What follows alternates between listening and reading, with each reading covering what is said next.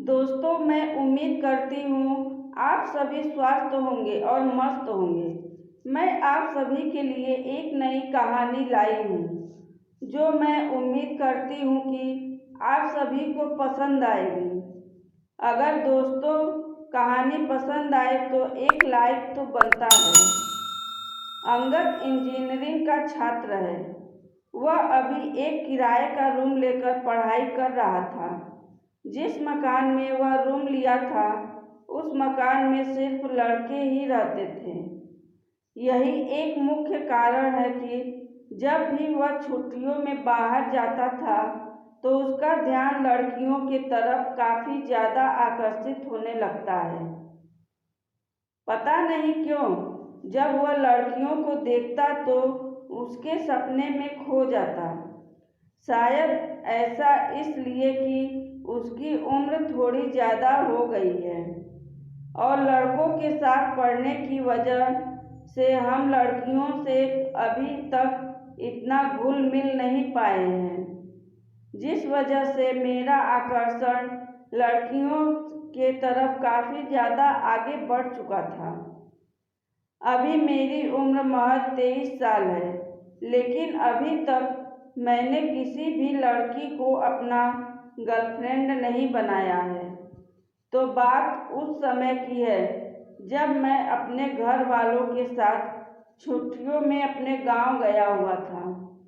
हर इंसान की तरह कम उम्र में मुझे भी लड़कियों में कुछ खास रुचि नहीं थी, लेकिन जैसे ही मैं बड़ा हुआ मुझे बस एक लड़की पटाकर उन्हें छेड़ना, शरारत करना, उनके साथ घूमना फिरना, फिर प्यार करना और आखिरी में उससे शादी करने की इच्छा थी।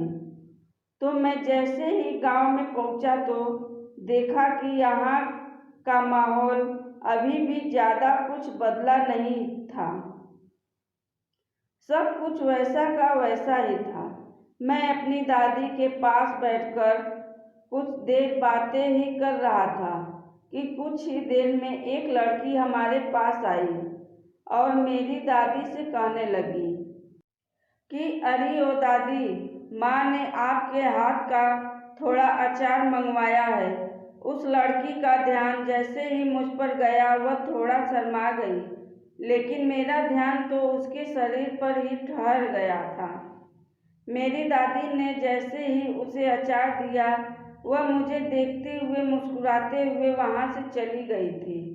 वह बस 5 मिनट के लिए ही मेरे सामने खड़ी हुई थी और मुझे उसके बारे में कुछ पता ही नहीं चला और वह चली गई। मुझे उस लड़की के बारे में याद है। उस लड़की का नाम आंचल था।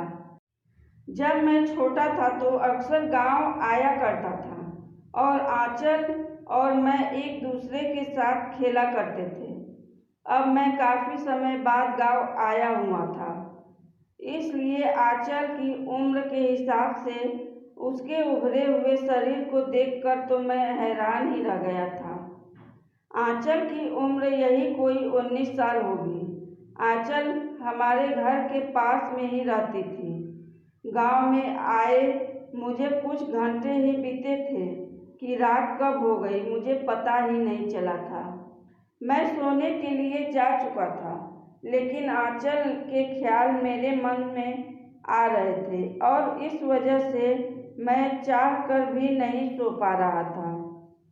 अब किसी तरह मैं अपना मन शांत किया और अपने मन में ठान लिया था कि किसी भी तरीके से अब आंचल को पटाना है। अगले ही दिन मैं सुबह जल्दी उठ गया था, क्योंकि मैंने पता किया था कि आंचल रोज़ाना सुबह स्कूल के लिए निकलती है। जैसे ही सुबह आंचल अपने स्कूल के लिए निकली, मैंने उसे रास्ते पर ही रोक लिया और उससे बातें करना शुरू कर दिया। अरे आंचल, तुम तो काफ़ी बड़ी हो गई हो, मैंने बात शुरू करते हुए कहा। हाँ, बड़ी तो हो गई हूँ। वैसे तुम कैसे हो? बड़े समय बाद गांव में आए हो। आंचल ने जवाब देते हुए कहा, मैं भी बढ़िया हूँ। बस पढ़ाई करने लगा हूँ तो समय कम मिलता है। मैंने बात करते हुए कहा। बातों ही बातों में मुझे समझ आ गया था कि आंचल को मैं पसंद आ रहा हूँ। उसने रास्ते पर ही मुझसे अपना फ़ोन नंबर मांगा और मैंने तुरंत ही अपने फ़ोन नंबर दे दिए। जब मैंने उससे पूछा कि मेरा फ़ोन नंबर क्यों चाहिए, तो उसने कहा कि बस ऐसे ही कुछ काम हुआ तो, और कोई बात नहीं है। कुछ दिन ऐसे ही बीत गए। फिर एक दिन आंचल का फ़ोन आया और वो मुझसे शहर के बारे में पूछने लगी और वहाँ के वातावरण और लड़कियों के बारे में बातें करने लगी थी। मुझे लग रहा था कि आंचल मुझसे कुछ कहना चाहती है, पर वो शायद खुलकर कह नहीं पा रही है। फिर कुछ देर बाद आंचल को यहाँ वहाँ की बातें करते हुए और थोड़ा हंसी मजाक करते हुए हिम्मत आई और उसने मुझे कह दिया कि वो मुझसे प्यार करती है। मैं अचानक से ऐसा सुनकर हैरान ही रह गया और मैंने भी उससे कह दिया कि मुझे भी तुमसे प्यार है।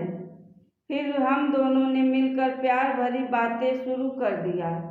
अगले दिन से आंचल और मैं चुपके से मिलने लगे और एक दूसरे से बातें करने लगे। हम दोनों के बीच अब काफ़ी नज़दीकियाँ बढ़ने लगी थी। एक दिन आंचल और मैं मिलने का प्लान बनाया और हम दोनों पास के ही एक खेत में आ गए। आंचल चुपके से घर में से निकली थी क्योंकि थोड़ा ज़्यादा समय एक दूसरे के साथ बिता सके। कुछ ही समय बाद हम दोनों खेत में चले गए और खुलकर एक दूसरे से बातचीत करने लगे। मेरा ध्यान अभी भी आंचल के शरीर की तरफ जा रहा था।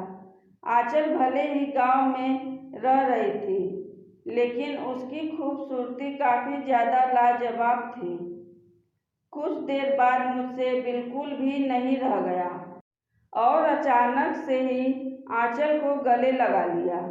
तब आंचल ने एक गहरी सांस लिया और अपनी आंखें बंद कर ली और फिर से आंखें खोलकर कहने लगी, ये तुम क्या कर रहे हो अंगद? मुझे अजीब लग रहा है। मुझे माफ़ कर देना आंचल। मैंने पहली बार किसी लड़की से इस तरह अकेले में मिलकर बात की है, इसलिए मुझसे रहा ही नहीं गया था। आंचल कहने लगी कि चलो कोई बात नहीं, और उसके बस इतना कहने पर ही हम दोनों दोबारा एक दूसरे से बातचीत करने लग गए थे। लेकिन इस बार हम दोनों ही एक दूसरे से ठीक से बात नहीं कर पा रहे थे। इस बार पता नहीं क्यों आंचल का ध्यान मेरे होठों पर जा रहा था और वह हर बार बोलने में अटक रही थी। कुछ देर बाद हम दोनों चुप हो गए और एक दूसरे की तरफ देखने लगे। इस बार हम फिर आंचल के करीब जाने लगा। तभी आंचल ने मुझे रोकते हुए कहा, ये तुम क्या कर रहे हो? हमें अभी शायद ये सब नहीं करना चाहिए। देखो अंगद, मैं तुमसे दिल से प्यार करती हूँ। अगर तुम भी हमें दिल से प्यार करते हो तो ये भावनाएं अपने दिल से निकाल दो, क्योंकि मैं शादी से पहले ऐसा कुछ भी नहीं करने वाली हूँ जिससे हमारे और तुम्हारे परिवार की इज्जत गांव में नीलाम हो जाए। लेकिन मैंने आंचल को कहा, देखो कुछ नहीं होगा, ऐसा तो सब लोग प्यार में करते हैं। तभी आंचल ने कहा, ये तो वासना है, इसमें प्यार कहाँ है? अब उसकी बातें हमारे दिल को छू गई।